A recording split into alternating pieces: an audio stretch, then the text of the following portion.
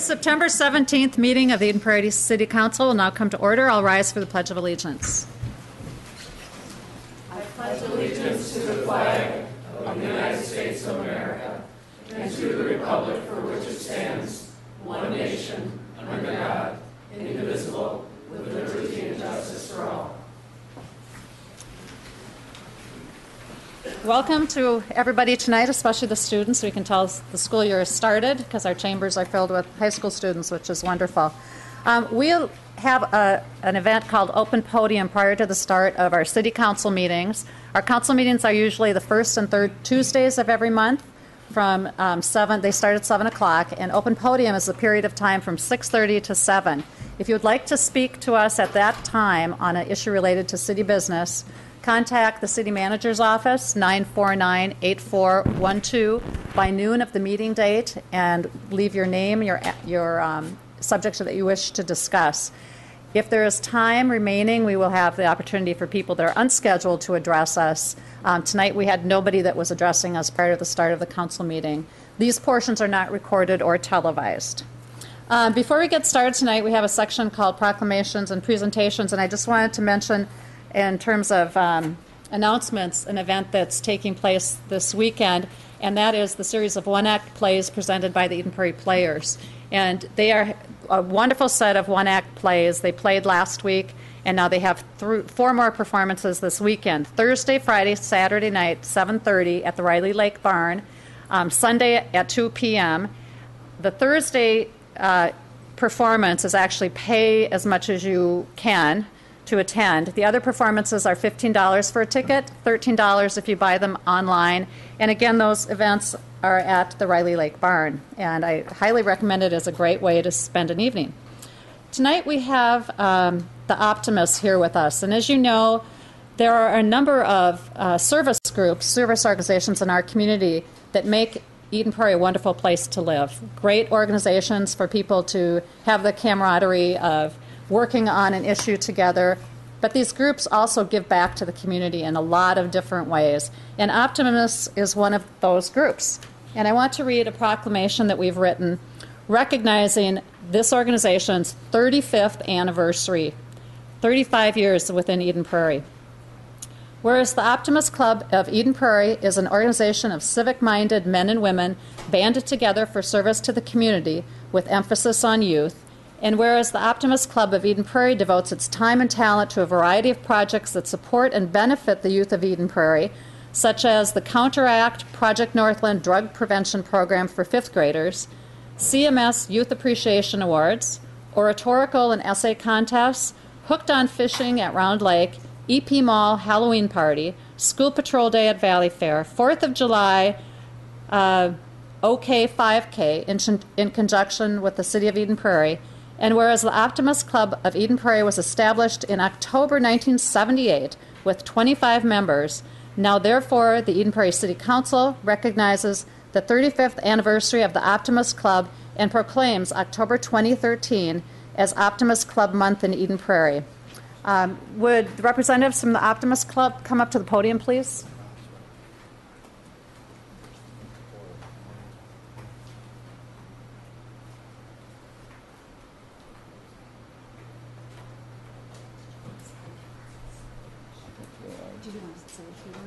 Okay. All right. Do you want another picture? And if you want to speak to us and introduce yourself. It sounds like this is very Yeah, it'll probably take just a few words because I understand you have a big docket this evening. But on behalf of the Optimist Club of Eden Prairie, I'd like to thank you, Mayor, and the rest of the City Council for this proclamation. Celebrating 35 years serving the kids is a great celebration, you might say, and we're doing that next Monday. We've had a good partnership with the City of Eden Prairie, the school district, and with the kids and the youth of Eden Prairie and the surrounding communities. There are 2 remaining charter members of the club left from that year. I was the charter president that year. My name is Alan Peterson, spelled with an S-E-N. Everybody spells it. Names like that, S-O-N. and the other member is Gary Lambert. But we've had a great partnership, like I say, with everybody here in Eden Prairie. We've got a couple of members, and I'd like them to be recognized also. They do a lot of work. Jean Myers, a lot of people probably know Jean. Carla Winterstrom. So, anybody else here? No. Well, I'd like to thank them. It's people like them that keep our programs going for the kids here in Eden Prairie and the surrounding communities. And we have to remember one big thing is today's youth are tomorrow's leaders, and we have to do whatever we can to help them along during their early life. So just two plugs. One, we're always looking for members, so everybody here is invited to join our club and help the kids. And the last one is you can support us by buying a Christmas tree and or a wreath at our Christmas tree lot over Round Lake Park between Thanksgiving and Christmas. And I think that's it, but I thank you again on behalf of the club for this proclamation. Thank you, Thank Mr. you. Peterson, and thank you and congratulations to your organization for 35 years of contributing to our community. Really appreciate it.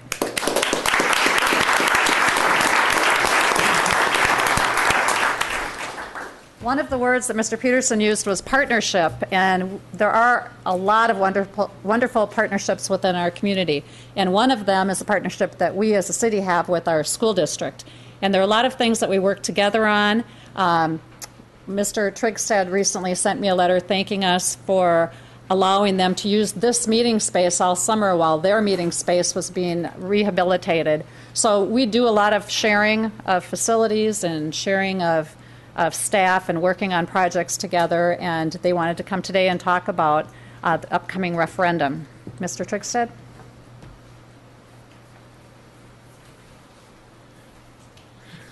Well, Madam Mayor, members of the council, thank you for this opportunity to come and speak to you tonight about the upcoming referendum for the schools. This past summer, the school board has authorized a ballot with two questions on it for November 5th.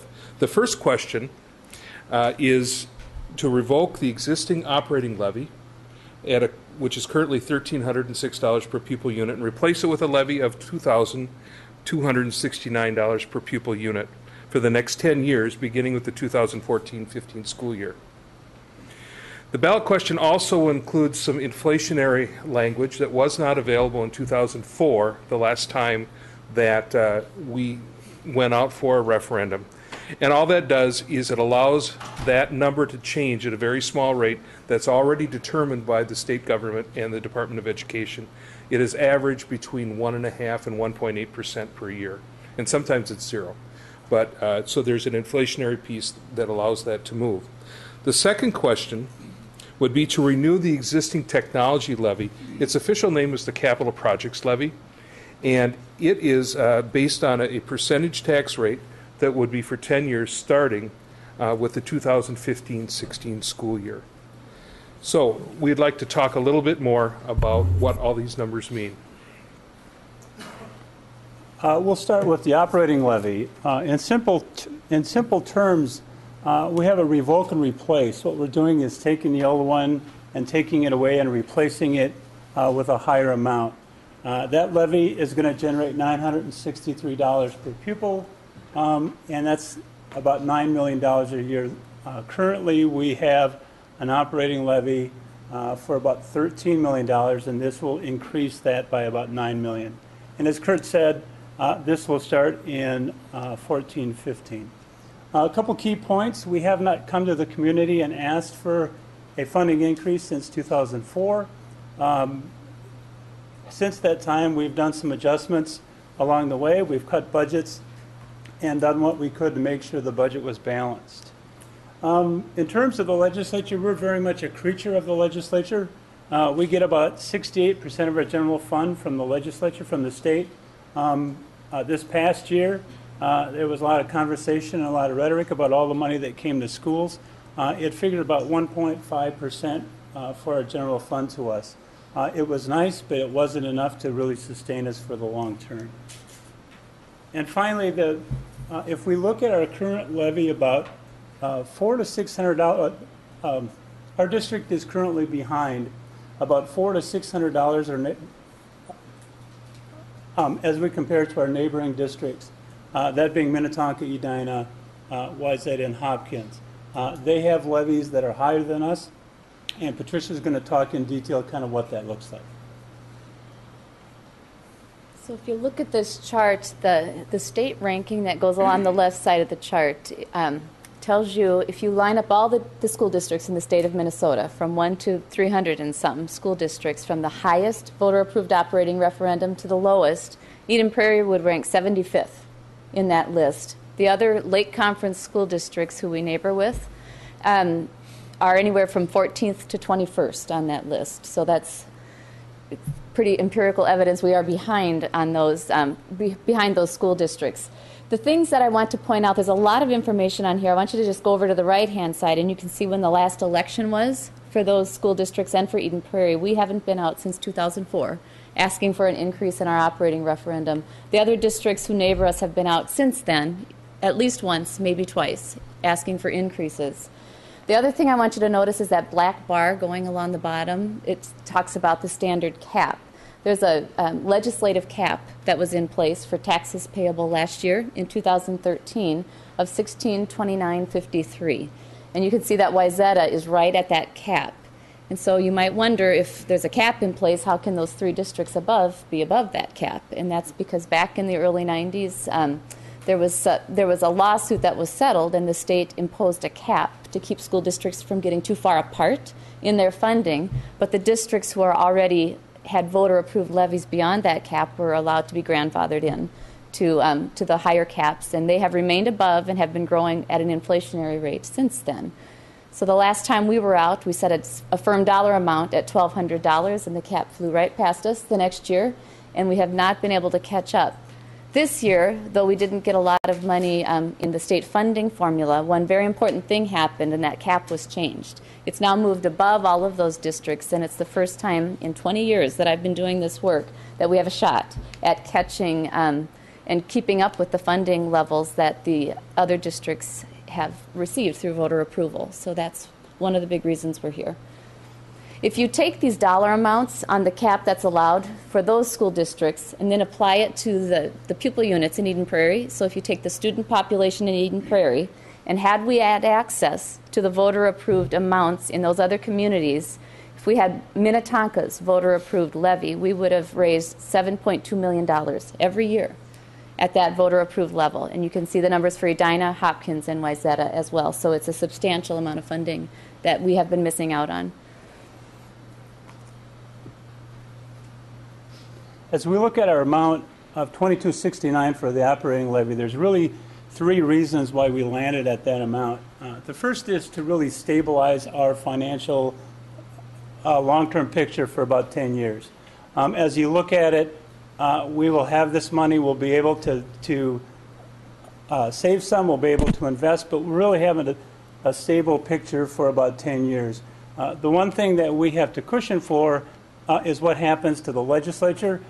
We have some years that we get zero funding, so having a strong, stable local levy is really important for us. The second point is it really reduces the need for program reductions. The last several years, we've been cutting budgets and cutting programs. In the general fund, we have about 90% of the general fund is for staff salary and benefits. So it's very difficult for us to make any reductions without affecting staff and program.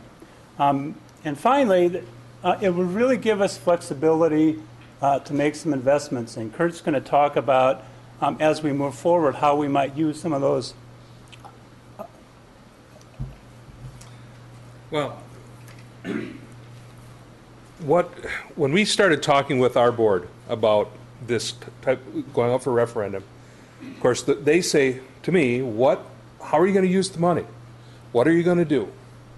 So we're going to talk about maybe some different things we can do, but the first thing I want to emphasize is that our organization, like yours, is responsible to the community to manage the resources we have wisely. So first and foremost, we have to manage those funds that would come to us to make sure that they last the 10 years. We don't want to build up too large of a surplus, but yet we don't want to spend all the money in the first 2-3 years. We can't do that. We have a plan, and we're going to stick to it. And we have to manage, and we have to do a good job at that, or else we have not been honest with our community. So first and foremost, that's what we have to do.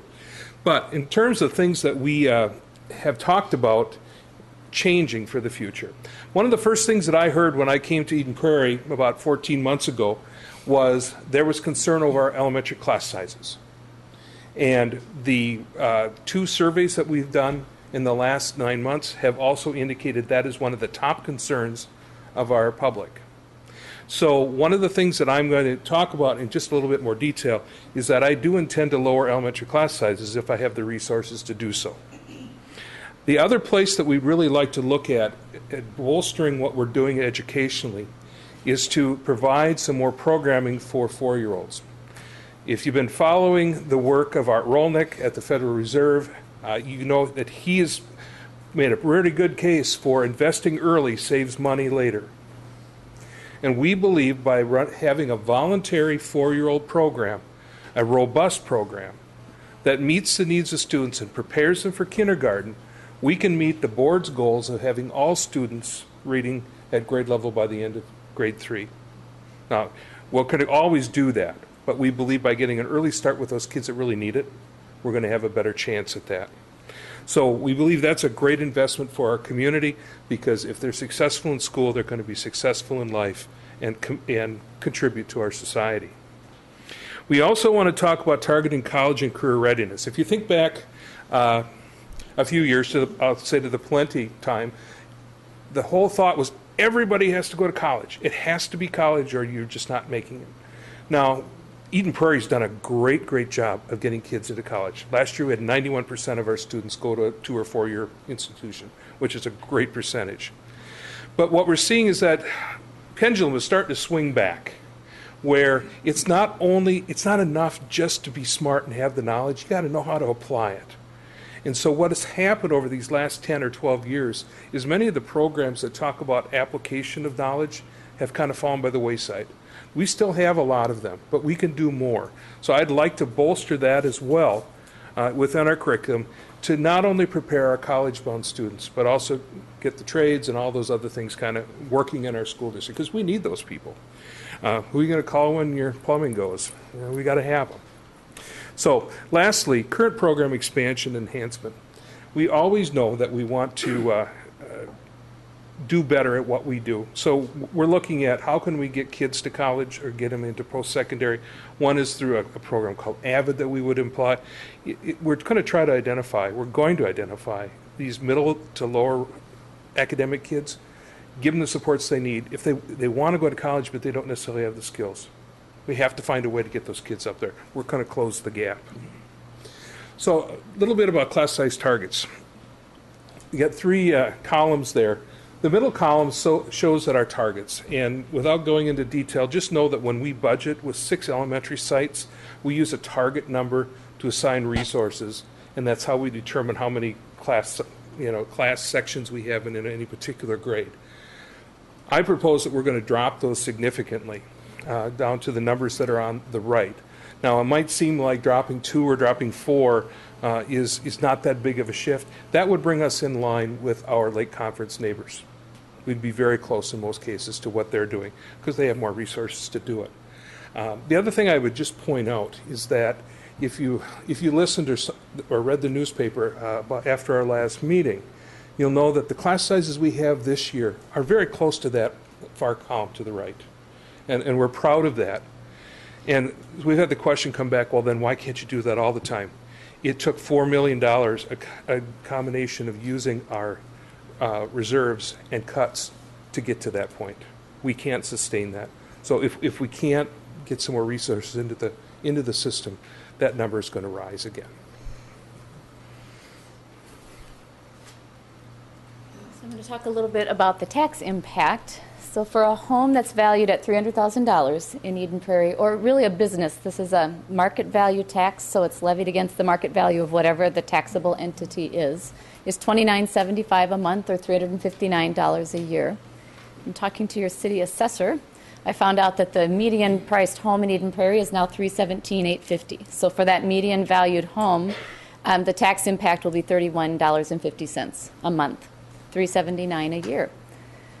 And what we know, because our neighbors have a higher operating referendum than Eden Prairie does, we know that currently, if you take a $300,000 home and moved it from Eden Prairie to the Minnetonka School District or to one of our neighboring school districts, you'd pay anywhere from $12 to $238 more per year on that operating referendum. So we know we're starting from a lower level because we have, from a lower tax impact, because we have less revenue.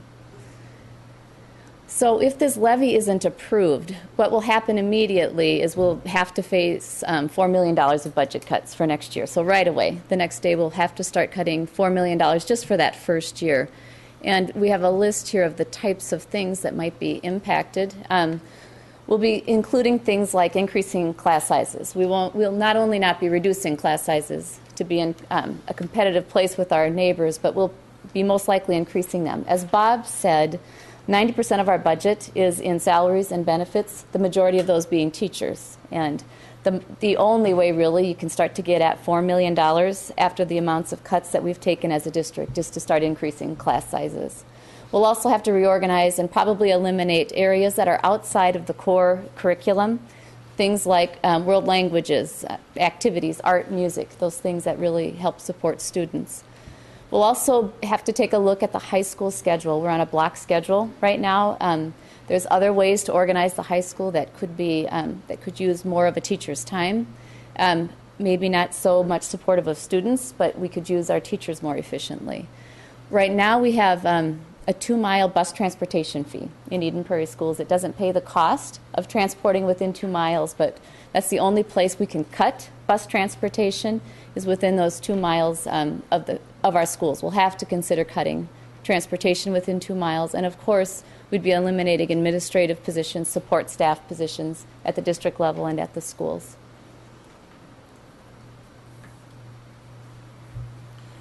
So the second question was talking about the technology and capital projects levy. Just talk very quickly about that. We're asking to renew that levy at the same rate, so it generates about $5.7 million per year. All the funds that are collected through this particular levy are used for technology, and it would be for 10 years beginning in 2015. Just a quick note, the dates are different because there's an advantage in the language, as you might imagine, in the on the ballot. We don't have, if we're just renewing, we don't have to say it's a tax increase.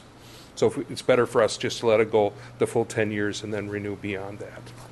So I want to point out that we cannot use any of this money from this particular levy to pay for teaching positions. When we propose a levy like this, we have to go through a review and comment with the Department of Education. And they determine, because it's capital projects or things, what we can use that for. So we absolutely can't use it, but just know that we can use it to pay the people who support our technology, the non-teaching staff. So as you might imagine, the funds go toward iLearn. We've probably heard a lot about it. I'm real happy to see a few devices here in the room tonight, taking notes for government class. It's a good thing for our kids. We need to prepare them for their future, not our present. And I believe very firmly, as does the board, that this is where we want to go with our kids, give them the opportunity to excel after they leave our buildings. It's critical. We want personalized learning. That's one of the things that came out of our strategic plan. We want to individualize this learning. We want kids to be engaged. We want it to be relevant for the future. And we want them to be ready for careers. If you take a look at the comparison that we showed you before on the operating levy, this is the comparison for the tech levy. We're actually very competitive, very similar to our neighboring districts. The one thing we point out here is our tech levy, our technology budget comes entirely from the tech levy. Other districts sometimes take budgets from from the general fund to support technology as well. The other note on this is Hopkins is going out this fall. They have a small portion of their tech levy that will also be increased if they pass it as well. In terms of the tax impact, there's no additional tax impact for this because we're renewing. Residents will continue to pay what they're paying. If it's not passed, as Kurt said, we have another year, so it'll stay in place for another year.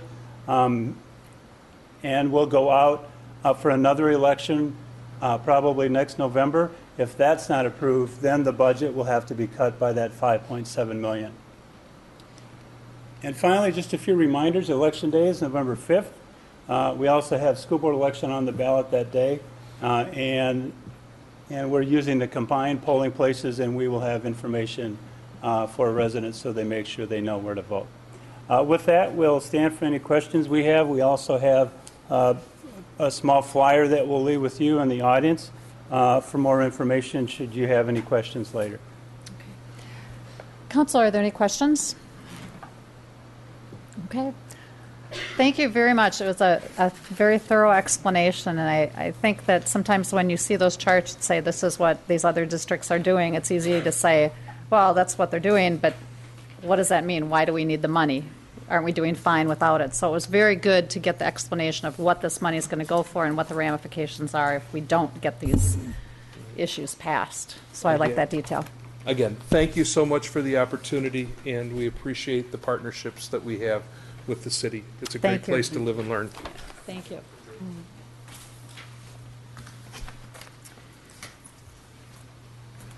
Okay, is there a motion for approval of the agenda? Move approval. Second. Any items to add? Mayor, there is one. You have a consent item on your table related to a business agreement with one of our healthcare consultants related to updating the agreement with new information about related to HIPAA laws and how electronic health records are kept. So that would be added to consent. All right, all in favor of the agenda as amended? Aye. Aye. The motion passes. Is there a motion for approval of the minutes from the City Council workshop held Tuesday, September 3rd? Move approval. Second. Any corrections to those minutes? Hearing none, all in favor? Aye. Motion passes. Is there a motion for approval of the minutes of the City Council meeting held that same date? Move approval. Second. Any corrections to those? All in favor? Aye. The motion passes. Next, we have a report from our Human Rights and Diversity Commission. Mr. Getchell? Mayor, yes, we have our commission available, several members of our commission here tonight to give us an overview of what they've been working on this current year and what lies ahead.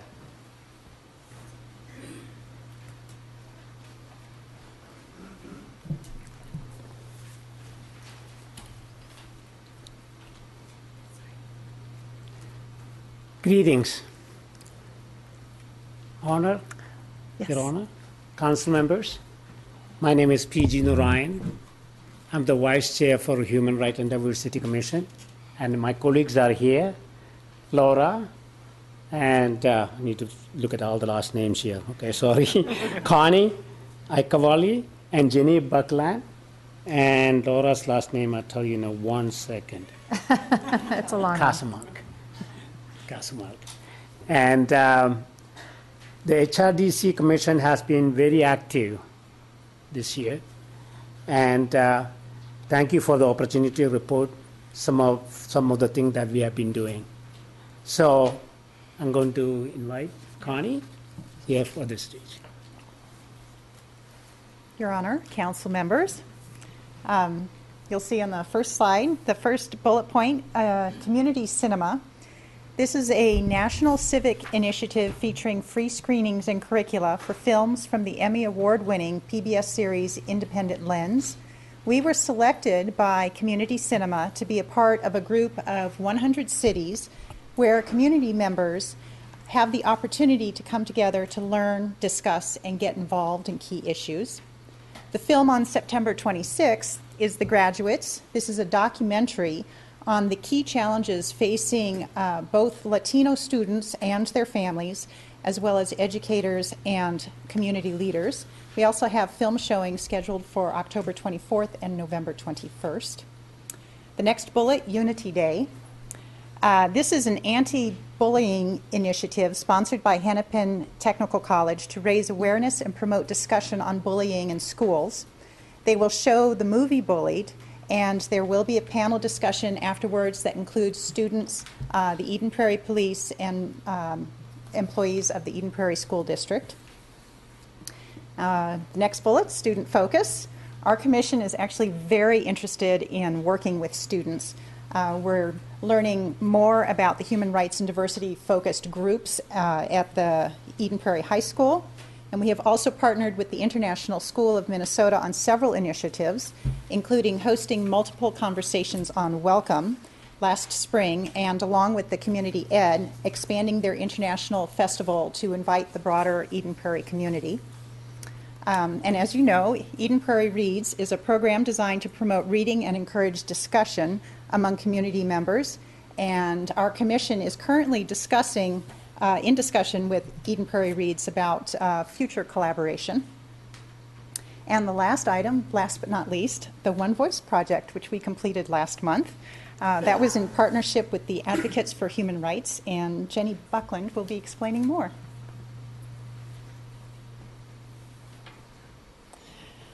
The One Voice project, launched by the Advocates for Human Rights, has provided an opportunity around the state of Minnesota to gather stories of new and long-term residents and their experience of being welcomed and sometimes not welcomed in our communities.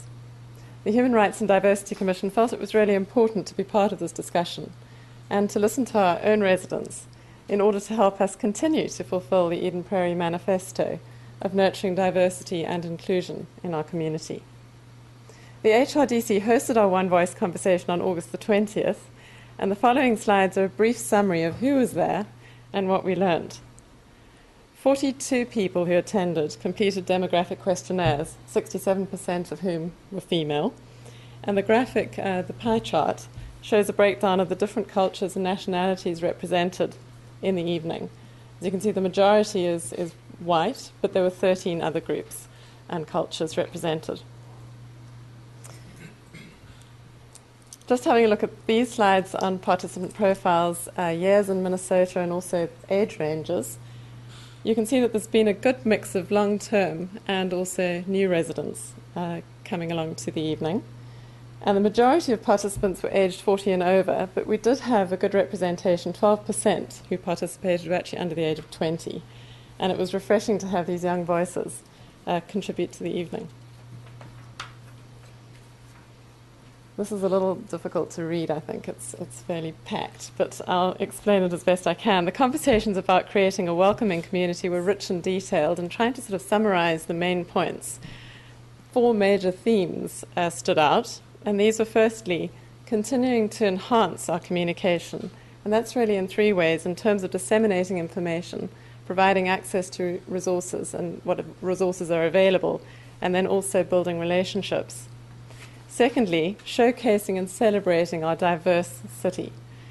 Thirdly, developing and deepening our cross-cultural sensitivity toolkit through education and awareness-raising activities.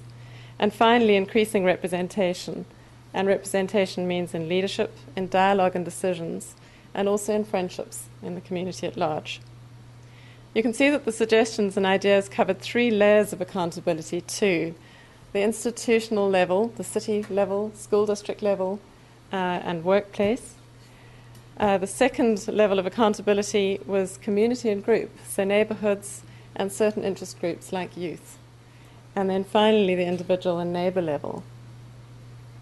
I just wanted to showcase a few of the ideas and suggestions in each of those spaces.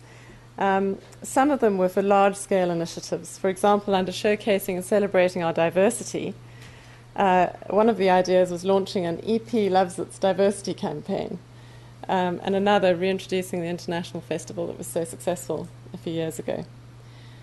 Under communication, there was also an idea for having a resource centre for new immigrants and newcomers to the community that would really be cross-cultural in every sense. At the community and group level, which is the second tier down, An idea was encouraging neighborhoods to connect in a block party style and recognizing those neighborhoods that did really well at being inclusive. Under increasing representation, there were really some ideas around focusing opportunities to dialogue more with our youth. But I think what was really striking for us as commissioners was the individual accountability level. Many of the stories about feeling welcome involved seemingly small but highly impactful and neighborly actions. A smile, being invited into someone's home, and being intentional in building friendships over the long term were really the stories that were told time and again and had real impact.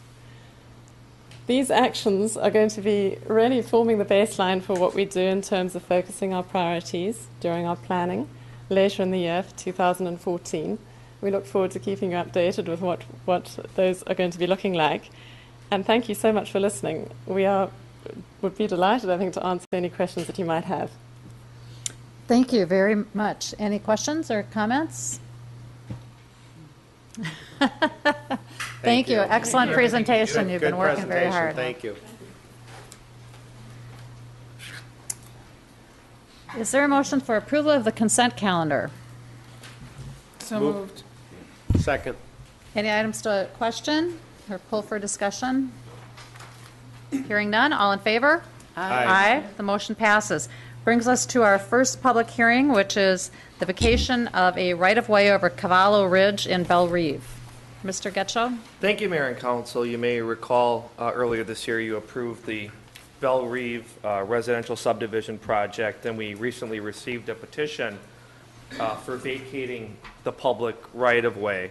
The subdivision was originally platted with a public street to serve the future homeowners, and the developer now desires to have Cavallo Ridge be a private roadway. So in order to vacate the public right-of-way, the council must hold a public hearing to consider the vacation, which the city staff supports the recommendation. But the petitioner will need to provide easements to the lot owners and enter into an agreement with the city and the lot owners relating to the maintenance and use of the private road and the city utilities. And the city will retain a drainage and utility easement over the right-of-way for this development. So staff is here to answer any questions you may have, and I know the project proponent developer is here as well in case you have any questions. Questions? Hearing none, this is a public hearing. Is there anyone from the audience that wants to address the council on the vacation of the public right-of-way in this neighborhood? Seeing none, I move to close the public hearing and adopt the resolution vacating the public right-of-way over Cavallo Ridge as platted in Belle Reve as recorded in the office of the County Recorder, Hennepin County, Minnesota. Second. Any discussion? All in favor? Aye. The motion passes. The second public hearing is for a new business coming into town, People's Organic Coffee and Wine Bar. Mr. Getchell. Thank you, Mayor and City Council. That is correct. We are looking at another new business in our city with construction. And the request here is for a planned unit development concept review with waivers, a zoning district amendment within the Commercial Regional Service Zoning District, and a site plan review on 1.25 acres. The proposed location for the People's Organic Coffee and Wine Bar is the corner of Prairie Center Drive and Valley View Road, across the street, basically from Home Depot. The project here proposes to construct just a less than 5,000 square foot restaurant building, and a waiver to the parking setback along Prairie Center Drive is needed, is proposed. The Plan Commission recommended some minor revisions prior to this review, and these revisions have been satisfied. They also then voted 5-0 to recommend approval of the project at their August 26th Plan Commission meeting, and I believe the project proponent is here to provide an overview of their plans for their new restaurant. There they are. If you could come forward. And staff and the project proponent are here to answer any questions the council may have.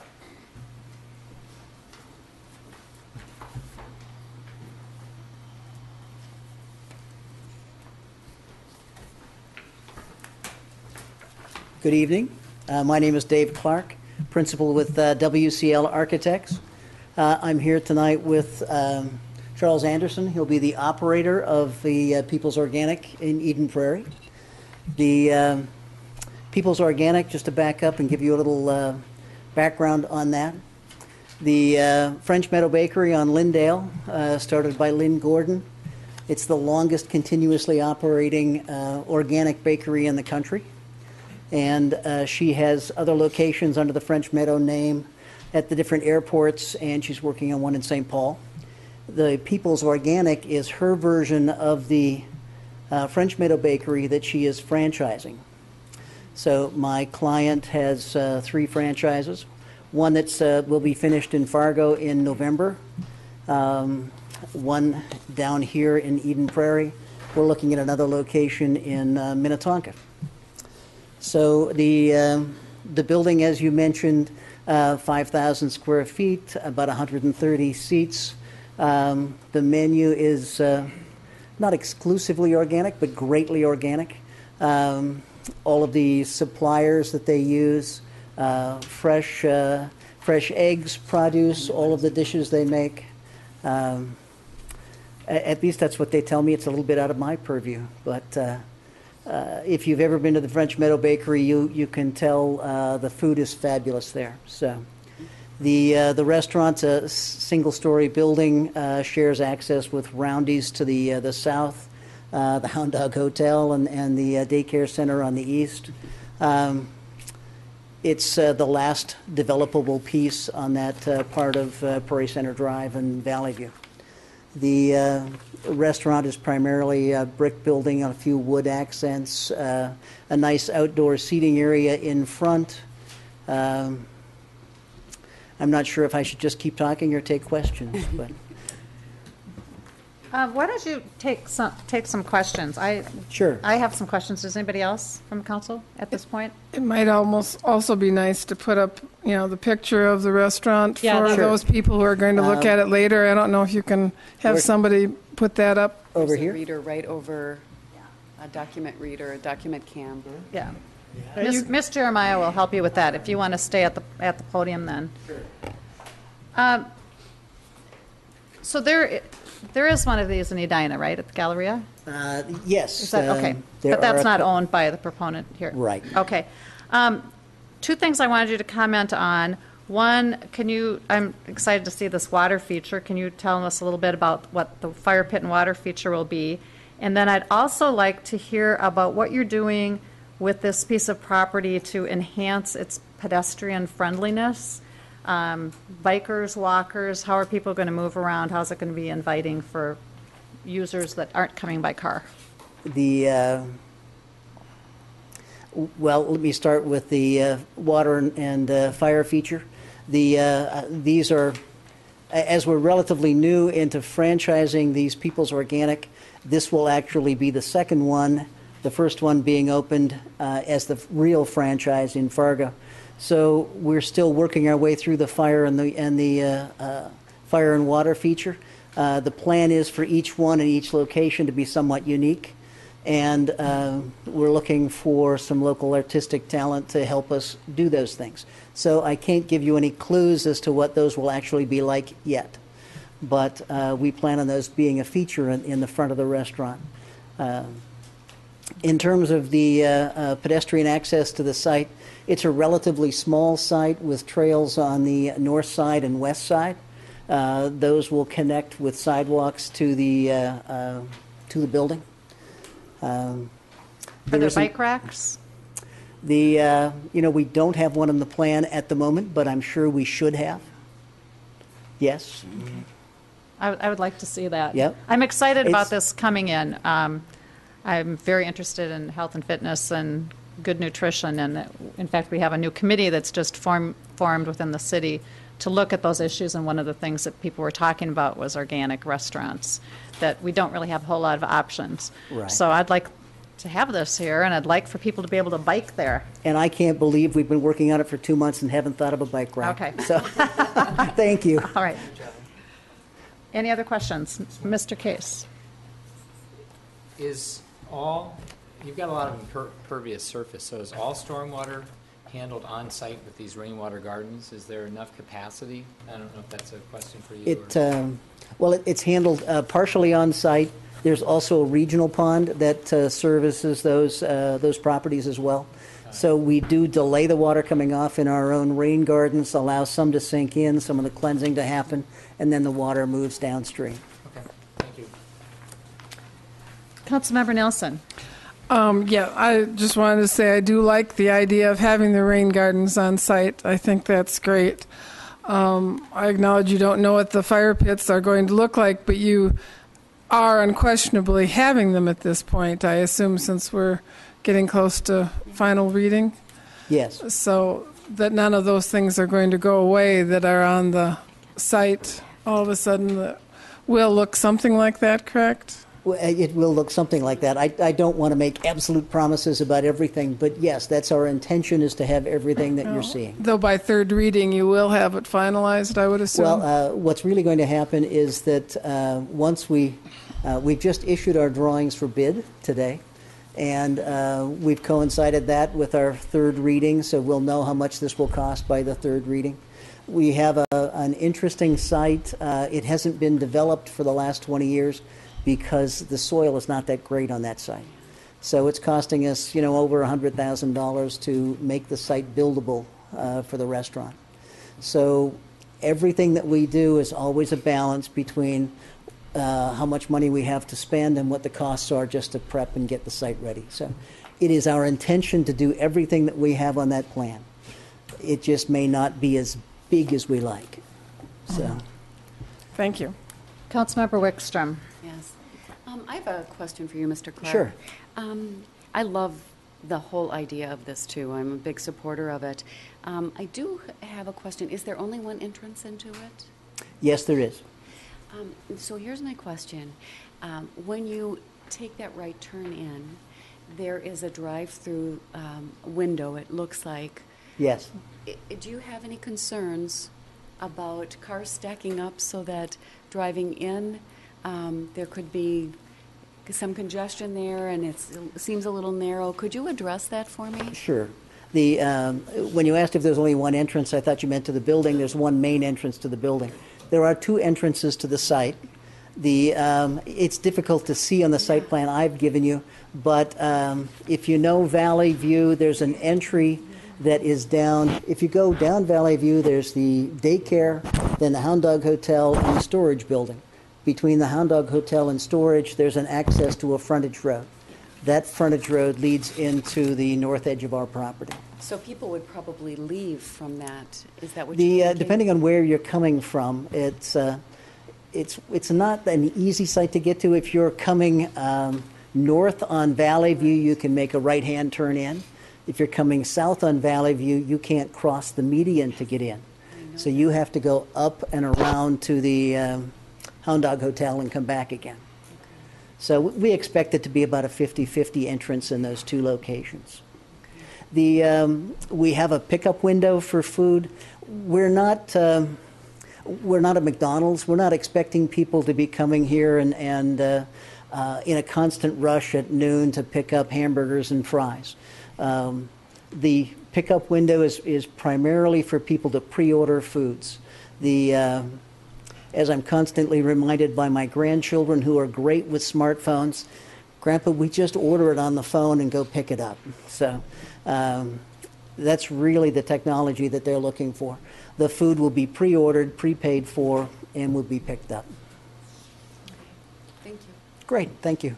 I have a question, and I don't know if it's for Mr. Amaya or Mr. Ellis or the proponent, but we've always kind of tried to have berming to camouflage a lot of parking. And I'm just wondering, with this particular parcel, I see a rain garden in the front. So what are we doing for abatement or mitigating the visual impact of seas of cars? I might take a chance at that. I think in this case, because there are very limited opportunities for stormwater treatment, it really has two competing interests. If you put in the berm, you can't do the rain gardens that are proposed on the site. If you do the rain gardens, you can't do the berm. So I think because this site is so developed and there isn't the opportunity to go in with a blank canvas and do everything you'd like. The options are very limited. That's probably why this parcel has been one of the last remaining parcels in this area to develop. So the stormwater quality requirements, I think in this case, might take precedence over the berming, more of the aesthetics, just because of the long-term impacts of the runoff and having a need to treat it. So in this case, I don't think there are a lot of opportunities for berming because of the stormwater requirements. Okay. Well, then maybe we can talk about the landscape plan. Aha, thank you. She just put that up on the screen, and if you could see that, the parking is on the left-hand side and the top side. There's rows of hedges across the face of those cars on both faces. Okay. So yes, we're trying to screen those cars and keep the good name of Buick missing. So. Thank you. Any other questions? This is a public hearing. Is there anyone from the audience that wants to address the council on People's Organic Coffee? Seeing none, I would move to close the public hearing and adopt the resolution for Plan Unit Development Concept Review on 1.25 acres and approve the first reading of the ordinance for Planned Unit Development District Review with waivers and zoning district amendment within the Commercial Regional Service Zoning District on 1.25 acres and direct staff to prepare a development agreement incorporating staff and commission recommendations and any council conditions. Second. Obviously, we all like it. Any further discussion? I'd just like to add, I'm not going to put it in as a council condition, but I'd really like to see bike racks, if you can work those in someplace. Nice decorative artistic bike rack would be great. Okay, all in favor? Aye. The motion passes. Welcome to Eden Prairie. Yes. Yeah, welcome. When do you propose to break ground? Well, if we get approval on the 15th of October, the 16th of October. With a possible opening when? That would be about May. Okay, great. Thank you so much for coming to Eden Prairie. Thank you. Payment of claims. Is there a motion for approval? Move approval. Is there a second? Second. Any items to question? Roll call, please. Aye. Aye.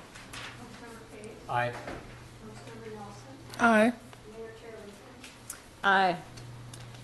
That brings us to the report section of our meeting, and we have a report from the Park and Rec Director, Mr. Lotthammer. Your Honor, council members, as you all know, we are very thankful to the Sampson family several years ago receiving the Art Center from them, and being that it was a private building at the time before it was gifted to us, in addition to their gift of the Art Center, they've also assisted us with funding to make it more publicly accessible, to make it more appealing for people that are there participating in art classes and programs. And this is one of many donations over the last several years that Mrs. Sampson has made to help us accomplish some of those things for the community.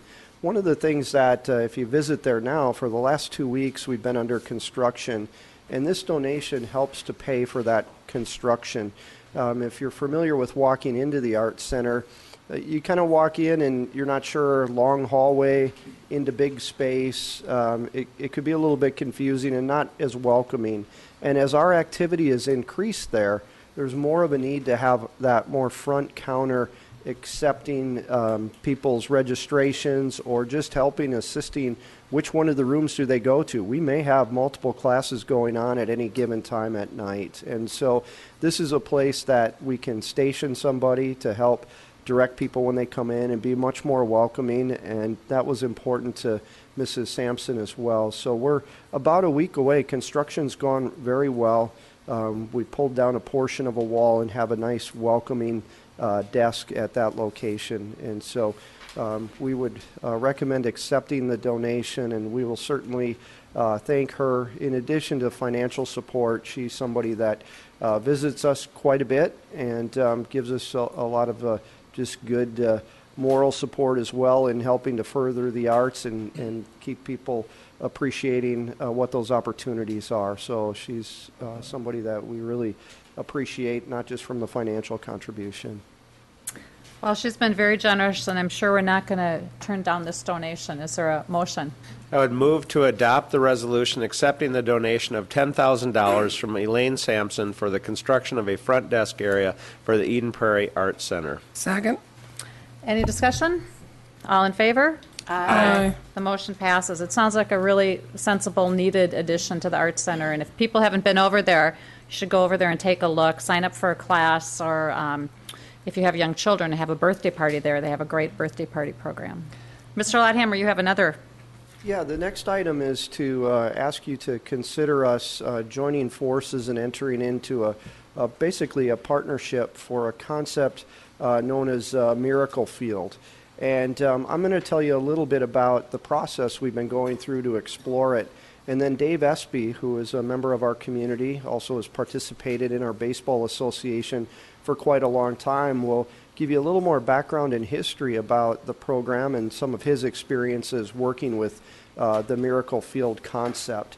It's really a national organization. It began as a way to engage kids that may have physical challenges, mobility challenges, maybe some cognitive challenges that wouldn't necessarily allow them to play in what we would consider most of our baseball association baseball programs. What it does is it really modifies and shrinks the field. If you think of a full-size baseball field, the entire Miracle Field almost fits in the infield of a full-size baseball field. When you visited our splash pad and felt the rubberized surfacing that you walk on, that's basically what the surfacing of the field is. So those with mobility challenges or walkers or wheelchairs, it makes it easy for them to participate. So not too long ago, Mr. Espy approached us as staff and said, would you consider looking into this project? And he came forward indicating his willingness to work with the financial and fundraising side of things. And so for those on the council that remember the Miller Park project and the Barrier Free and how we worked with the Garvin family and the Miller Foundation to do some fundraising and some recognition like pavers, or how we worked with the Hockey Association to do some fundraising and do some recognition with glass block and names on the walls. Those are some concepts that we've been talking about, and how could we do that? Now, the Miracle League Foundation or the national organization also has some very large corporate sponsors, which may make it easier as well. But Mr. Espy has a lot of confidence that the funding could be available. We looked at some of the sites. We actually, staff and Dave toured in Minnetonka. There is a Miracle League field. And then we also looked at some sites here in Eden Prairie.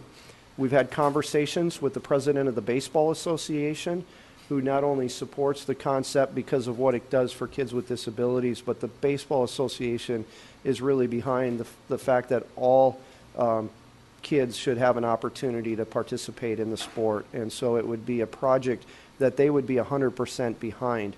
The area that we would suggest that we would build this in would be at Flying Cloud. If you're familiar with the small baseball fields that are right along Pioneer Trail, there's an east field there that this could be converted to and would fit very well.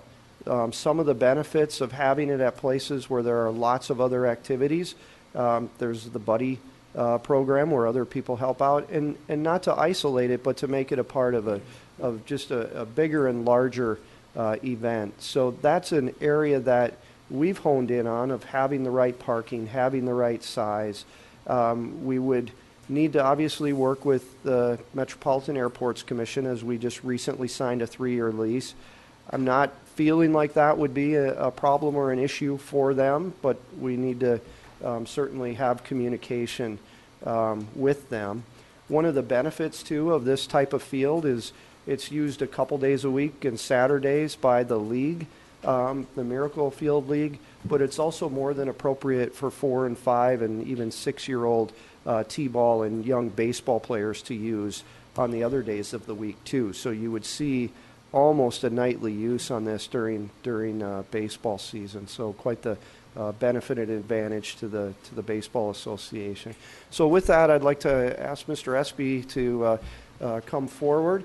Both him and I have done a similar presentation to this to our Parks Commission and received very favorable feedback from them. And then after he's done, both of us would stand for questions. The next step, if you think this is something we would move forward to, we would more formalize a fundraising effort, come back to the council to talk about what are the levels, what is the mechanism.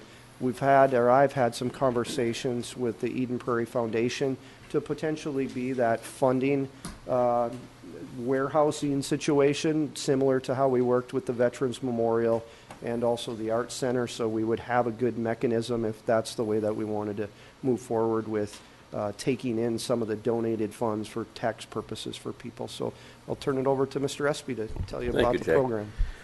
Well, again, as Jay mentioned, what we want to do is bring this miracle field here to Eden Prairie, because I believe that all kids should be able to play baseball. As simple as that. I became aware of the miracle fields a couple years ago. We had one of our travel baseball teams my son plays on. It's down in Lakeville, and we happened to have a game right next to the field, and they had a game going on, so we went over there and watched some of the game and talked about it. And our players, our 12-year-olds, are saying, we need this in Eden Prairie. About the same time, I got a note from my dad down in La Crosse. And he says, we just built a miracle field down here. You guys need to do that in Eden Prairie. And so early this year, I was talking to Rick as we're working on the strategic plan for the high school and the entire school district.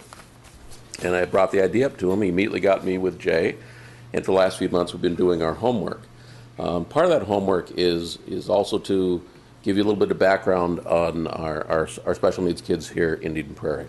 I asked Superintendent Triggerstadt to give me the numbers of how many children we have here in Eden Prairie, and we have 1,200 children here in Eden Prairie with special needs, which is either the cognitive or the physical impairments. That's a lot of kids. I've coached baseball, soccer, football, basketball here since coming to Eden Prairie 14 years ago. I've had a couple of those kids on my regular sports teams that struggle, with the ability to keep up, and one of them was my son. They can play for a couple years if the coach really helps out, but after that, the game just moves too fast. Now, at the high school, and a lot of people don't know this, but we have a consortium with Eden Prairie, Edina, Richfield, and Bloomington called the South Suburban Jets. And that's every much of an interscholastic sports program as our Eden Prairie football team. Okay, they play for the same state tournaments and everything else. A lot of people don't know about that. And again, there's two divisions there. We have CI and PI for cerebral and physical impairment. But we have a big gap between they get to high school and can start playing these sports again of soccer, floor hockey, baseball. And I think it's time that we need to put a field in place here. There aren't many fields around here in Minnesota. We have the one that's up in Minnetonka, which I think some of you probably have seen or at least seen some clippings about. There's one in Woodbury, there's one in Lakeville, and one in Blaine. That's it. So even if you just look at the local districts here, the areas that would be pulling from, besides Eden Prairie, the Bloomingtons, the Richfields, the Edinas, the Hopkins, across the river to Shakopee, we've got literally thousands, maybe tens of thousands of kids who would participate in a program like this. If you've ever watched a game, it's every child that's playing has what they call a buddy. And that buddy helps navigate the player to home plate, to hitting, to circling the bases. They may be pushing a wheelchair or helping somebody that may be on crutches or telling them exactly which way to go and running along with them. It's a really fun experience. Parents are very, very supportive of this program. And I just think it's just a need that we have here, and I'm really confident of raising the money to do this. We have full support from the Minnesota State Miracle Field Network. We support, as Jay mentioned, from the Baseball Association. We're going to use the field that we already have in place and just tune it up to put that kind of a special surface in. And we're ready to go. I'm willing to put my time behind it to make sure this is a reality. As Jay and Rick mentioned a couple times, I guess I'm on the hook for making sure we get our fundraising done. I'll do that. So if you have any questions for me or Jay or Rick, sure. Councilmember Nelson. I think it's a great idea. My only question is, if we are looking at building it on one of the airport fields, is this material where we could, if we ever had to sometime in the future, take it up and put it elsewhere if we ever lost those fields? Councilmember Nelson, council members, the material itself, no. The fencing, some of the other things that would go with it, the bleachers, all of that could certainly be raised. Anytime we've done anything there, that question has arisen, including, multi-million-dollar of recent investment with the confidence that we would have those fields going forward too. Obviously, we signed a lease agreement as we met with the Parks Commission, and it was part of our tour in September. We met out on site, and that was a question that came up is, we signed a 3-year agreement. What does that mean going forward? And I think what we know from airport development plans, there's nothing slated for that area. It's been analyzed over and over for safety. So I really think we have a lot of confidence, and that's what our confidence was to do the Flying Cloud expansion not more than a couple years ago. And so I think we could reasonably assure people that if they donated their dollars, that this is for a long term. The surface, would have a lifespan as well, just like our rubberized playground surface does. And so there would be a time where we would either need to replace that or overlay. Probably our longest part of it would be the fencing, and the bleachers would have the longest lifespan, but the surface itself would have a 10 to 12 year lifespan, and then we'd be looking to improve it or do an overlay scenario to it. So I think we have a good feel and good assurance that we'd be in a safe position. Okay. Councilmember Aho. A couple of questions. One, I think it's a great idea. I like the concept. I think it's about time. So great. Thanks for bringing it forward.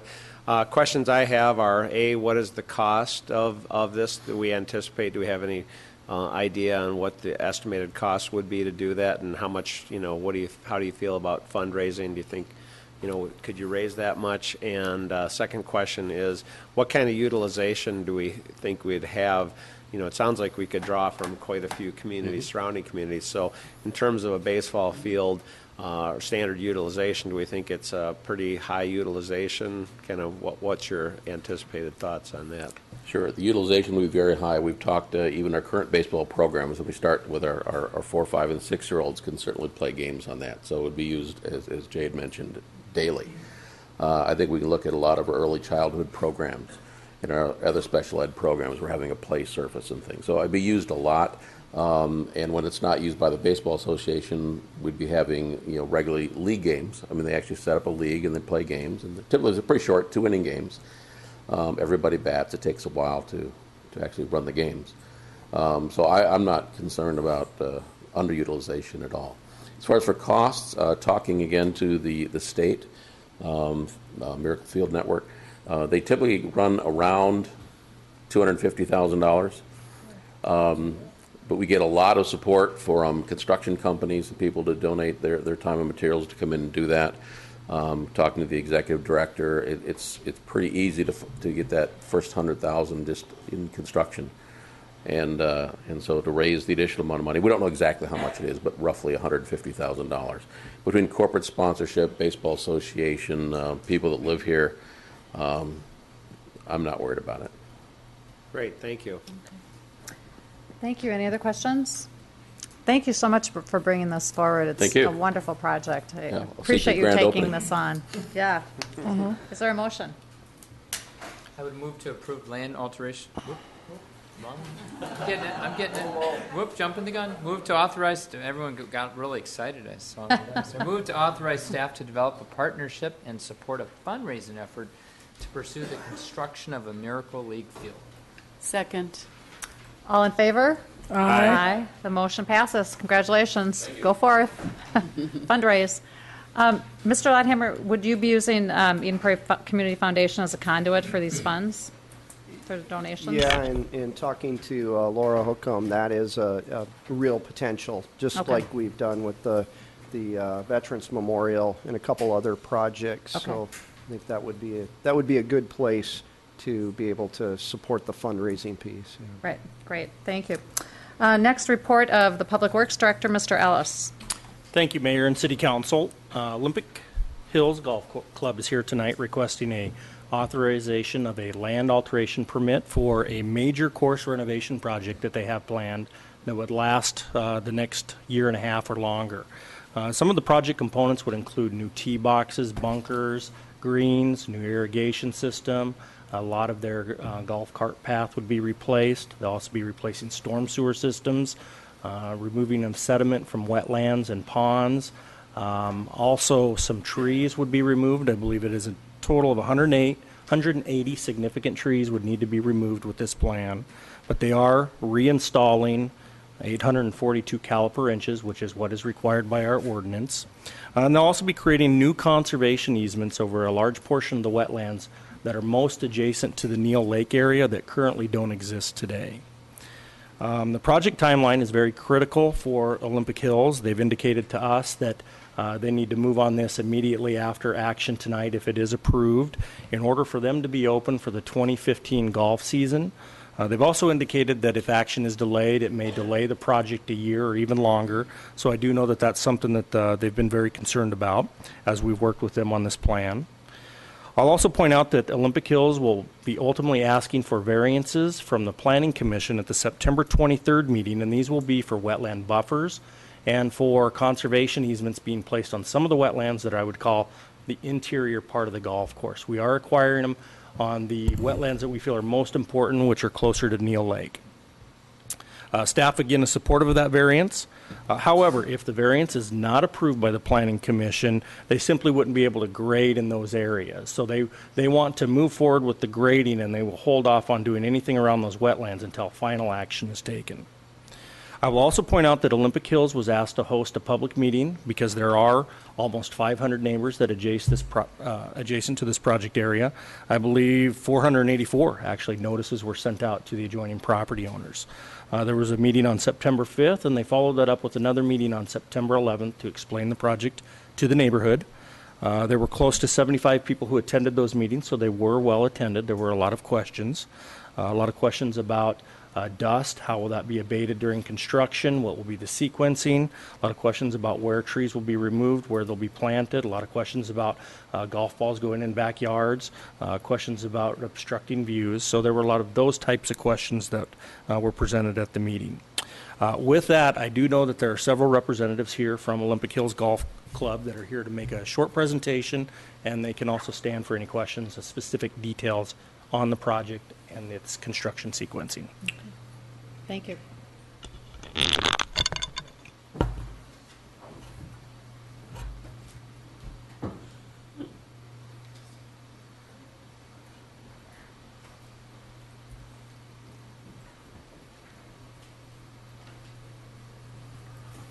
My name is Peter Eaton. I'm the general manager, and I'm here with Jake Schmitz. He's our ground superintendent. He's the key guy behind this whole deal.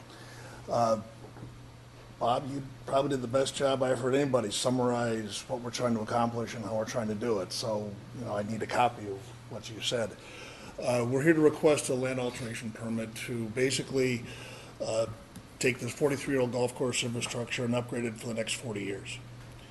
What we've done in the past is, with baling wire and some duct tape and a few other things, keep the irrigation system working.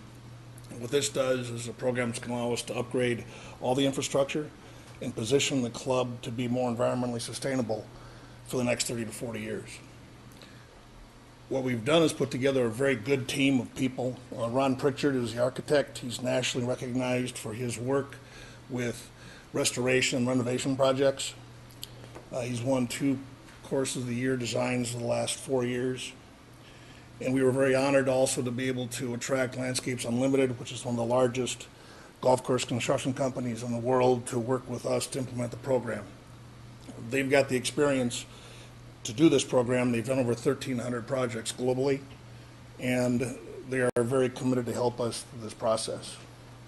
I want to let Jake talk to you more in detail about what we're actually trying to accomplish and what we're going to implement. Thank you, Peter. Thanks for the opportunity to be here tonight. A lot of the focus of the project has centered on the changes that are being implemented in golf course maintenance operations in today's marketplace. We're faced with the reality of reductions in water, fertilizers, and pesticides, and the scope of the project has shifted in that direction, almost in a natural flow. What our project is hoping to accomplish is to make us more environmentally sustainable going forward. And there's probably 8 key points that we're looking at addressing in order to make that happen. First and foremost, we're looking at the replacement of failing irrigation infrastructure on our property and replacing it with a modern state-of-the-art system that's going to help us reduce our water consumption. Secondly, we're looking at rebuilding our green surfaces, the green complexes on our site, and with replacement of modern USGA specification type putting surface, which has been studied over the past, from 1970 effectively. We've been found to be able to reduce inputs in water, chemicals, and fertilizers on those surfaces. Likewise, on our greens, tees, fairways, and portions of our roughs, we're going to be introducing grass varieties that have been bred and genetically enhanced for reduced inputs. They have better drought tolerance and better disease resistance than the species that we currently manage.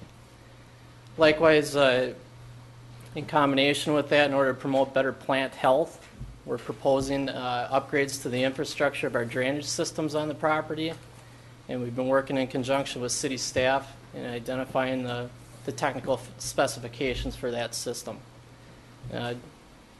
Typically, a drier surface promotes better plant health in our experience. Along with that, we're looking at taking 13 acres of currently maintained bluegrass roughs and converting them into a minimum maintenance, low input type fescue grasses, fine fescue grasses that allow us to reduce our inputs by over 95% in that specific area. Likewise, we're faced with some failing retaining wall structures on our pond shorelines and bank erosion issues that we want to correct during the project in order to return clean water to the system rather than anything that we face with erosion. As Bob mentioned, we're also planning to designate 19 acres to a conservation easement on the northwest side of our property. It'll effectively guarantee that these wetlands will be protected for the future generations. And finally, we're also going to be looking at working in conjunction with the city and removing some of the sediments that have accumulated in the stormwater retention ponds on our property. We have a partnership going to look at some of the storm sewer infrastructure that comes onto our property. Since we're here at the time with the golf course renovation, it seems like a very good time to investigate that system and possibly do some replacement on that as well while we're there. We found that the spirit of the game of golf is very compatible with both the environmental and financial aspects of our business. And going forward, I honestly believe that this project that we're looking to implement at Olympic Hills is going to position us as a leader in the golf industry, in that we're going to be successfully integrating an environmental approach with a sound business model. And I'm just ecstatic to be standing here in front of you tonight, so I appreciate your time. Okay, any questions of the proponent? Yeah, Yeah, I have a couple of questions. I'm sorry, I didn't see your light. So in terms of water source, I'm not aware of what your water source is. Is it city water, or do you pull from the ponds that you have on site? We do not use city water at all. We have access to 2 wells that were drilled when the club was originally founded in 1969. And we will plan to continue utilizing those sources through the DNR with our permitting. Excellent. During the construction, I think, a lot of the concern residents have, and, nearby neighbors have is, during the construction phase, they're worried about how is that going to impact them, how is that going to affect them. I assume that you've probably answered a lot of those questions already and probably had a good chance to hear people's concerns. But just for, could you highlight that a little bit here tonight, just so that people here tonight can hear that, and also when it's rebroadcast? Appreciate that. Yeah. Golf course construction, the thing that's probably a little bit different about our project is that the sites themselves are very localized. We're not a new development. We're renovating what we have there, so the entire property is not going to be opened up. At points in time, we'll be rotating around the property, and the project itself almost takes on a train-like mentality where you finish one section, you move to the next. Part of the plan that we're going to be working on in the upcoming weeks here is when we do enter an area of the neighborhood, that we're going to hold just kind of a little regional meeting to inform them what we're going to be up against and what they can expect over the course of the next few months. I think one of the main concerns with a project like this is obviously dust control. We have erosion control measures in place with Landscapes Unlimited. We're going to have water trucks available, and one of the interesting parts of the project is that the irrigation pipe that we're installing is high-density polyethylene, which allows us to pressurize the system as we install, versus a plastic system where you put the whole system in and then you pressurize it. So we're hoping that being able to have water available, that we'll be able to keep the dust under control. We plan on informing the neighborhood that if there are concerns with dust, to please contact the club immediately, and then we'll work with our construction superintendent on that. As far as equipment, noise, things of that nature, we're aware of the ordinance with the city and plan to follow that to the T. Good, thank you. Thank you. I had a couple of questions, one of which was the noise, the hours of operation for the reconstruction. But I wondered if you could talk a little bit about tree removal and tree replanting, because it seems like you're taking down an awful lot of trees, and I assume that these are probably pretty significant. There's some big trees there. I want to hear about your replacement plan. Are you going up and above and beyond what the city requirement is in order to make sure that people have proper shielding and protection from golf balls and views and whatever? And also the tree debris that will be created, is the plan that you are going to take the trees down, immediately get rid of all of that debris so people aren't looking at it all summer long when there's snow on the ground? I want to know about that. And then I also wanted to hear more about wetland mitigation. You talked about preservation of wetlands on the one hand, but then the indication that we have is you're filling in 4,500 square feet of wetlands, and doing some mitigation outside of the city, which we've kind of traditionally not particularly liked. We like to have mitigation of our wetlands within our city. So, considering the amount of space that you have over there, and I realize there is an awful lot of wetland there already, but is there not some more mitigation that can be done on site? Okay, I guess we'll start with the trees first. As far as the removals go,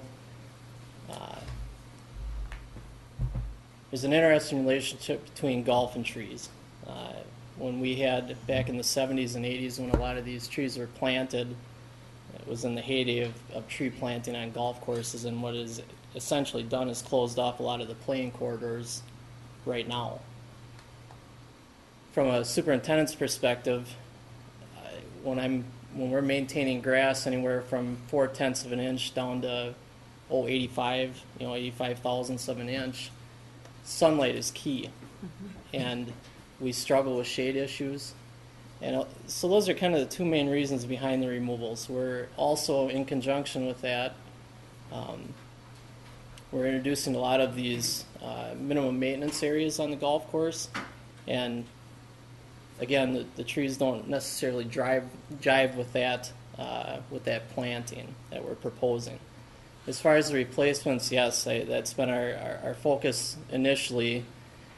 From the get-go, was to figure out where we needed to plant trees to protect some of these homes that are on the edges of the property. We've been dealing with that for years. Little lack of foresight there, I think, initially when some of the homes were built that close. But yeah, there are a number of sites, and we've been approached by neighbors asking us if we're going to be able to protect their property through tree planting. As far as we're following the ordinance as far as the caliper inches of replacement and just with the direction from the city staff, that's the direction that we're going with that. But you're not going above that? No. Okay. I'm just wanted to hoping be not clear. to. Okay. Yeah. As far as when they are removed and stockpiled, it's a turnkey deal. So we'll focus on a section of the golf course. Trees will come out. They'll be stockpiled in a central location, ground on site, hauled away. I don't anticipate having piles of wood laying around for an extended period of time. As far as the wetlands, we actually as far as what we're filling in, we have one small pond that was deemed as an incidental wetland. Incidental wetland, meaning that it was man-made and of low quality back in the 70s and 80s when that was installed. For the design aspects that we have and where the pond is located, that's part of the reason behind the fill. The additional, I believe that's about 2,200 square feet. The remaining roughly 2,200 square feet is the location of a teen pad that is on higher ground but is in the wetlands. So effectively that stays the same. As far as the mitigation on site, with an area that small, I got to think back here why we looked off site. Do you recall? The reason we looked off site is the requirements that you have when you're putting in the replacement wetlands. It's the monitoring, it's the ongoing pace, and also the location on the golf course in terms of where we could actually put the required space. And given where our wetlands are today, to try to expand any of those, it was going to make it pretty difficult for us to try to dedicate any of that size of a property. Now we are also expanding the size of some of the ponds, which is not included in any of the calculations that we're doing. So a couple of the two of the three ponds that the city uses for stormwater are being expanded, and we're expanding one on our own, in addition to taking out the fill that is coming over time. So that the rationale in terms of taking offsite, because it's only 4,000 square feet, was to try to find that amount on property and on site, given the nature of the property that we have, was going to be sort of difficult, and so we proceeded to go to the land bank. Okay. Thank you. Councilmember Nelson. Yeah, I had one tree question and one wetland question. Are you going to make, I understand that you're going to have to clear off some of the trees in the land, where the ball goes. But are you still going to have shade in the various tee-off areas and where people are backed up waiting for the next hole, or are you going to have it just a prairie land? Because it would seem to be important to have shaded areas, especially where people typically wait. Mm-hmm. I think it'll be a combination of, we're definitely not going to have a link-style golf course, wide open prairie. We'll still have tree locations. We tend to stay away from having them located very closely to any of our shortcut turf, which would be tee boxes, just because of the shade, root competition, and competition for nutrients. They negatively impact our ability to maintain those spaces effectively. But no, there will definitely still be a balance. There's certain areas on the golf course that we're looking to highlight the landscape itself and create more texture and more aesthetics and more habitat on the property. And where we've located a lot of these areas that's exactly what it does for our golf course. The next question on the wetlands. Obviously, this is adjacent to Neal Lake, and the swamps and the berm that the city just redid along the lane. Does any of this, what you're doing or filling in, impact the swamps by Neal Lake or the bermed area at all? Not according to what we ran through with the technical evaluation panel, as well as the work that we've done with Leslie and Ben Hodap, our environmental scientist at Anderson Engineering. The study's been completed. We're not having any negative impacts to that area overall, to my knowledge. Okay, so you won't be reducing, the wetlands right adjacent to that swamp or the whole lake situation then? No, it's not a good building place for a golf course. Okay. Well, it is adjacent to it, and that whole lake area is part of the preserve. So it's an important issue to a lot of people living around it. Thank you. This isn't a public hearing, but I know that a lot of people have showed up tonight that would like to ask some questions or give their opinion on this issue. So if you want to take a seat, we'll see if there's some people in the audience that want to do that. Is there anybody that wanted to come up and address the council? Okay, why don't you come up to the podium, and if you could give your name and address before you start speaking, that would be wonderful. Thank you.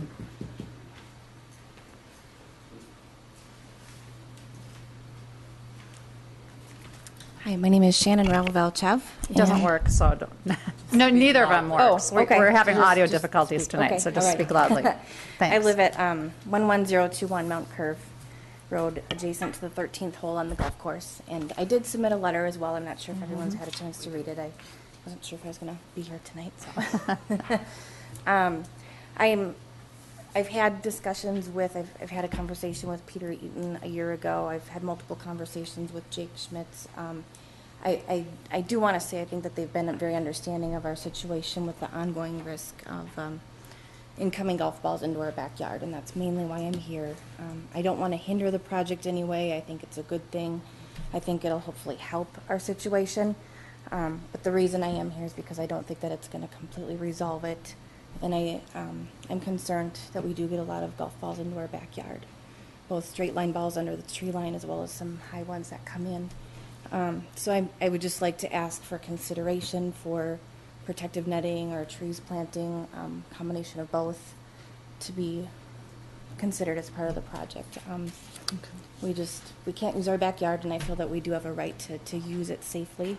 I'm not concerned about golf balls hitting my house or my windows. It's that I have a 3-year-old son, another child in the way. I just want to make safe use of my backyard, and I was hoping that this project would resolve all of those issues, and from looking at the plans and discussing it with them, the feedback I'm getting, it doesn't sound like it'll completely resolve it, and that's my concern, and I just want that on the record and ask for consideration for some protective measures, and that's all. But I don't want to hinder the project in any way. They've been, good neighbors, and I do think it's a positive thing. I just want that consideration. Okay. Thank you very much. Anybody else that wants to address the council? Yes.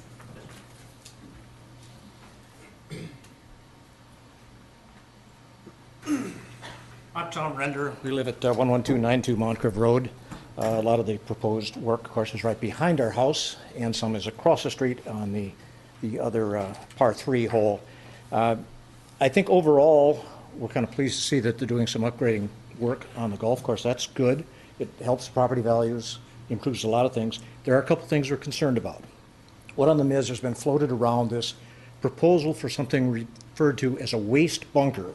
And I've talked to Peter about it. I was in here talking to the people of the city, Leslie and others.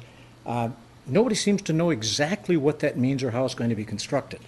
And when I do some research and find out what it is, it has a great deal of scatter as far as what the definition of a waste bunker is. The term, of course, doesn't make anybody sound really interested in looking out the back of your house, sitting in your deck looking at a waste bunker. That has us curious.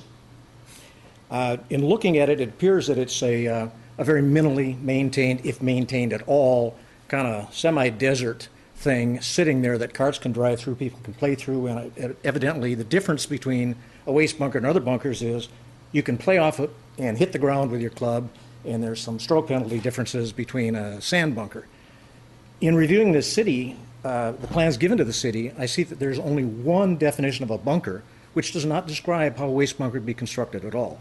In talking to the environmental coordinator, Leslie, we couldn't find anything that actually described what this waste bunker plan was going to be. They have one description of a bunker that's only sand.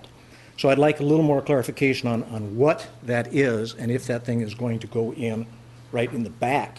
If you need one, if that's something that is fashionable now in golf, I'm not sure why you'd put it in the one that is immediately behind all the houses rather than out in the area where there's several holes that are some distance from other houses where they wouldn't necessarily have to look at this thing. So I apologize. In moving the chairs around, I managed to knock the lens out of my glasses. So it's hard for me to read and see what we've got. But I did get the easement, a copy of it. And the easement specifies very specifically what can be done on this golf course. And it lists trees, fairways, sand, and water hazards and greens, and says that nothing else is allowable on this site. This is the easement agreement between the preserve and Olympic Hills. So it doesn't say that we can do this. Part 4 in the easement says no trash, waste, or other offensive materials should be placed upon or within the easement area. So once again, I'm a little curious about how we're going to handle that process. The diagram that was up, it's upside down, I see, shows where this bunker would be proposed to go.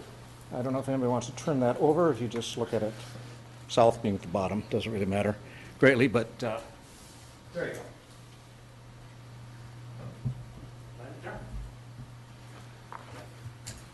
Actually, is this right side up now, or? And the waste bunker is this thing shown right in here, if you can see my pen. And That's upside down, I think. That's right side up for us here, but upside down for you, I'm sorry. Yeah. There we go. So it would be this thing. And in talking to the people who Olympic Hills, nobody seems to know if it's actually going to go through, whether that is something that's going to happen or not. So if we could get a little information on that, I would certainly appreciate it. Also on the short par 3 that we live directly across, right now we get between 200 and 300 golf balls a year into our yard. In mowing our backyard, I've been hit several times with golf balls. A couple times they drove the carts up in the yard and asked for the balls back, which I thought was fairly gutsy. But they're proposing to move a tee box further back, further to the east on that par 3, which with the normal right-hander slice is going to increase the number of golf balls if we don't have any trees screening that or nets. So if we could address that, I would certainly appreciate it. The last item, and then I'll leave you alone, is if you're going to grind the trees up on site, what hours and where on the property are we going to be doing that? That's all I have, unless there's any questions for me. Thank you. Thank you, Mr. Render. Does the proponent want to address a couple of those issues before we move on to the next? So the waste bunker, the agreement between the preserve and Olympic Hills Golf Course on the easement, the waste, the grinding, and tree screening on 13, I think, were the basic issues. Yeah. As far as the waste bunker on number 6, I think it's a little bit of a misnomer. In essence, it's a sand trap. It's a bunker that is centrally located in the middle of the fairway. In terms of being a possible eyesore or minimally maintained, that just would not fly with our membership. We're a very well groomed and well taken care of golf course, and we plan to treat that area in the same manner. So it's a sand bunker? Yep. Okay. We may have there may be some decorative plantings within the bunker for texture, but it's definitely not going to be a dumping grounds or collecting debris, sticks, leaves, or anything like that. It would be very well groomed and maintained. The difference between a waste bunker and a regular bunker is that it allows a golfer to be able to ground their club effectively, take a practice swing within the sand, whereas in a normal bunker you're not allowed to do that. And those are the technical differences there. As far as the location of the tee box, moving back to the east on would be number 4. If there is a championship tee box built further back, those are for our A players, single handicap, the best golfers at the club. Not saying it can't happen in terms of a slice going over the road. It's going to happen. It's a game of golf. Things happen strange like that. The main tee box for the majority of our players, we're actually planning to shorten significantly for that very reason. A short shot will create a lot more interest on a short par 4, and we also believe it creates a lot more safer environment for our neighbors to the north of the property. As far as the grinding of trees or grinding of stumps, again, it'll be within the ordinance as per the city, 7 a.m. to, I believe, 7 p.m. Monday through Friday, 9 to 7 on Saturday. I can't remember what it is on Saturday, and nothing on Sundays. So 9 to 5. Yeah, 9 to 5 on Saturday, and no heavy equipment on Sunday. Okay, and will it be where the trees are, or in that work area, or are they going to be hauled off to some central site? They'll be within the work area. Like for example, stage one or phase one, majority of the trees will actually be stacked up on our driving range within the interior of the property, and the machinery will come to that site. It'll probably take 5 to 7 days to get everything ground up and hauled out, and that area will be clear. We'll move on to the next site. The other issue that Mr. Render addressed was the Preserve Association Olympic Hills agreement, but it sounds like what you're talking about is a waste bunker, really is a sand bunker. Correct. Okay. So, okay. Councilmember Nelson. Yeah, the one other thing you haven't talked about is it seems like at least certain yards have a significant golf ball hazard outside of your golf course. Mm-hmm. And are you doing anything to try to mitigate that? It doesn't really seem right that somebody shouldn't be able to use their backyard for fear of severe injury from golf ball, especially with little kids. Obviously, the second man, he's gotten used to golf balls, but 200-300 golf balls into your yard is a lot. Mm-hmm. So are you doing anything along with this to try to mitigate this, and if so, what? Well, I think in the case of number 4, pulling the tee box shorter and putting a shorter club in people's hands is a major step forward in terms of protecting that side of the street. In the other areas where the homes are susceptible, we're definitely looking at doing some tree planting, coniferous species to try to guard the homes throughout the year, even when the deciduous do not have leaves. Primarily, I think we're looking at. I guess it's going to be the thing about golf course architecture is a lot of it is going to take place in the field, and if we feel like we're able to shift things away from homes in every possible instance, we will be doing that. Fact of the matter is we're also doing it with a limited amount of space on our property to protect our players on the interior. You need enough space between holes as well. So we're just at kind of a balancing act with that. We're definitely aware of it and going to be doing the best that we can with it for protecting the neighbors. Thank you. Is there anyone else that wants to address the council? Okay. Hearing none, is there a motion? And again, this is just a motion on the land alteration permit for this course. I move to approve the land alteration permit for Olympic Hills Golf Club subject to recommendations as outlined. Is there a second? Second. Any further discussion? Hearing none, all in favor? Aye. Aye. The motion passes. Any other business? Is there a motion to adjourn? Move to adjourn. Second. All in favor? Aye. Meeting adjourned. I was going to turn the air up, but I thought we were almost in the Yeah, got a little stuffy. I'm just going to run. What?